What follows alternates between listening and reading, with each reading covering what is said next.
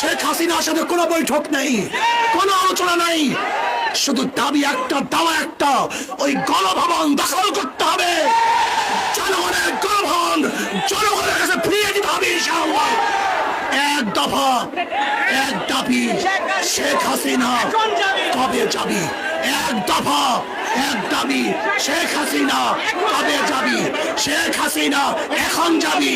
এক দফা, এক দাবি। যদি মরার জন্য কই, আমরা কেউ মরবো না, আর বাঁচার জন্য বিচ্ছিন্ন থাকি, আমরা কেউ বাঁচতে পারবো না।